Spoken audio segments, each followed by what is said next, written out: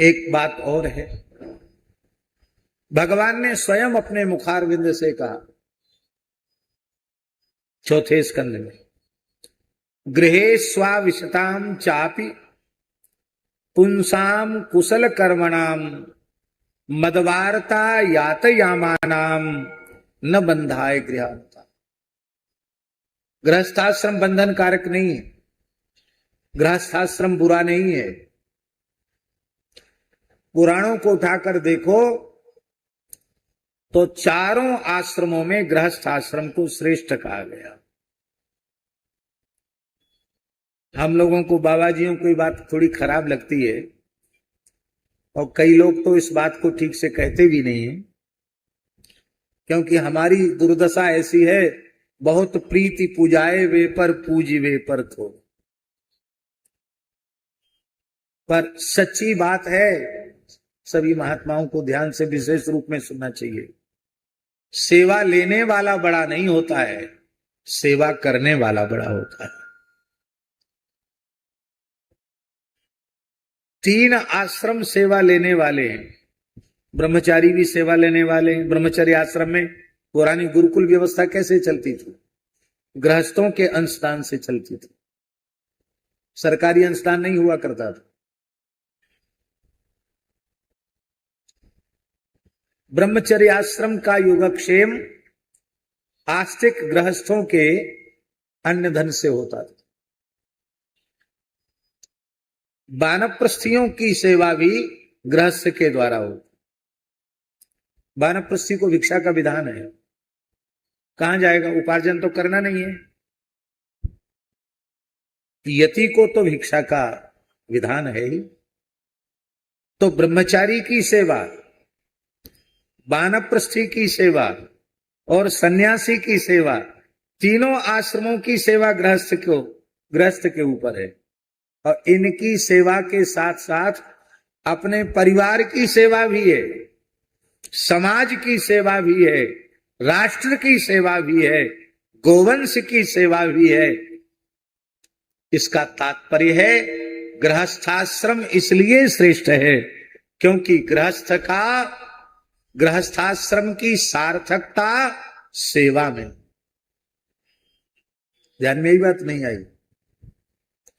इसका मतलब है चाहे जितना कमा लो और चाहे जितने ऊंचे पद पर पहुंच जाओ, चाहे जितना यश अर्जित कर लो, यदि आपके परिश्रम से उपार्जित धन सेवा में नहीं लग रहा है, ब्रह्मचारी, गृहस्थ, वानप्रस्थी, सन्यासी, गौ, ब्राह्मण, संत, दीन दुखी, राष्ट्र, इनकी सेवा में यदि नहीं लग रहा है तो फिर आपका गृहस्थाश्रम धन्यवाद देने के योग्य नहीं।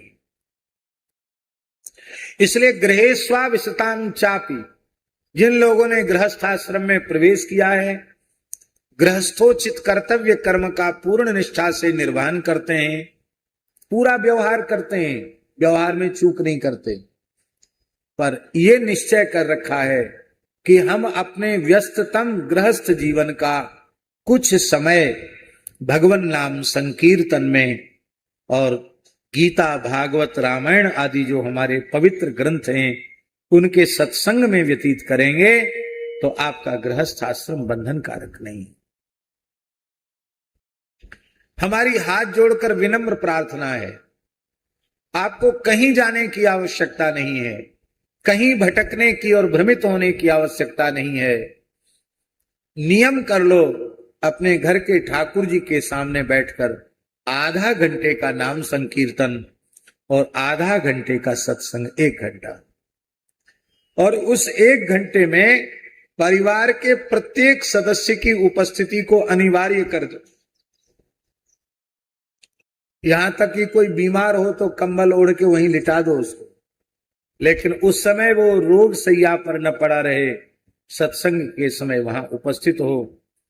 और जो बेटा हो, बेटी हो, नाती हो, पोता हो, पोती हो, बहू हो, इस 1 घंटे के सत्संग में उपस्थित न हो, उसका रोटी पानी बंद।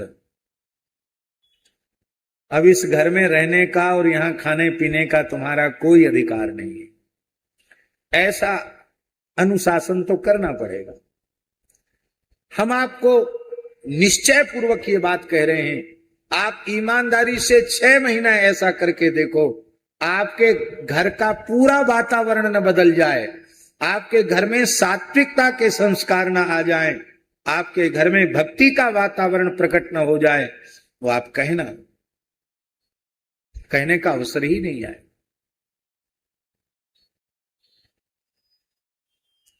तो 23 घंटा करो ना व्यवहार, 1 घंटा तो ईमानदारी से सत्संग में दो। लोग कहते हैं हमारे यहाँ वास्तु दोष है, हम वास्तु का विरोध नहीं कर रहे हैं, क्योंकि वास्तु देवता है, वास्तु शास्त्र है, लेकिन वास्तु वाले भी इतने पैदा हो गए हैं, कोई कुछ कहता कोई कुछ कहता है, एक मत कोई है नहीं। बने बनाए मकान को लोग तोड़ देते हैं। पहले तो कहते हैं कि वास्तु बिगड़ गया आपका, इसलिए आपका सब बिगड़ा है, घर में कलह क्लेश अशांति है। अब तोड़ के नया बन गया, फिर भी कलह क्लेश अशांति है। अब कौन सा वास्तु बिगड़ गया? लाखों रुपए करोड़ों रुपए लगते हैं आजकल मकान बनाने में, बने बनाए को तोड़ दिया, अब वास्तु सुधर गया, अब तो सब सुधरना चाहिए। अरे आपके जीवन का वास्तु बिगड़ा हुआ है, क्योंकि आप नाम जप नहीं करते हैं, आप सत्संग नहीं करते हैं। सत्संग में बहुत पोथी पुस्तक पढ़ने की जरूरत नहीं है। यदि इसी जन्म में इसी शरीर से हमें भगवान की ओर जाना है, तो केवल 5 ग्रंथ ऐसे हैं जिनको अपने मानव जन्म को सफल करने के लिए उनका आश्रय लेना चाहिए।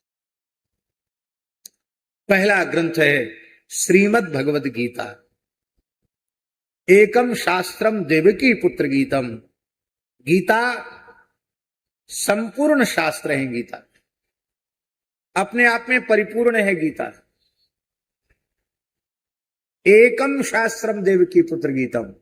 हिंदू धर्म के, सनातन वैदिक धर्म के समस्त शास्त्रों को यदि किसी एक पुस्तक के रूप में कहना हो तो वह श्रीमद् भगवद गीता है। दूसरा, पुराण सम्राट श्रीमद् भागवत। 2 ग्रंथ हो गए। तीसरा, रामचरितमानस। ये 2 ग्रंथ तो संस्कृत के हुए, रामचरितमानस तो हिंदी में है। पर नाना पुराण निगमागम सम्मतम यद रामायणे निगदितं क्वचिदन्यतोपि।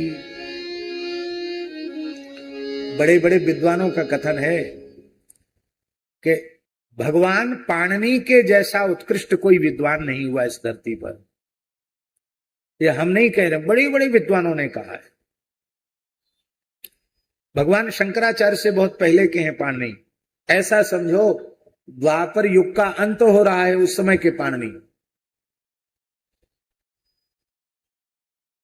उस काल के हैं महर्षि पाणिनि। तो कहते पाणिनि, इसलिए भाष्यकार पतंजलि ने उनको भगवान पाणिनि कहा। पर जब हम गोस्वामी तुलसीदास जी के पांडित्य को देखते हैं तो लगता है पाणिनि से भी उत्कृष्ट कोटि का यदि कोई महापुरुष हुआ है तो वो गोस्वामी तुलसीदास जी महाराज हैं, जिन्होंने अपनी भाषा ग्रंथ में वैदिक सनातन हिंदू धर्म के समस्त सिद्धांतों को अत्यंत सहज सरल भाषा में प्रस्तुत करके और सर्वजन हिताय, सर्वजन सुखाय, सर्वजन कल्याणाय उसको प्रकट कर दो। माई मेरे श्याम लग्यो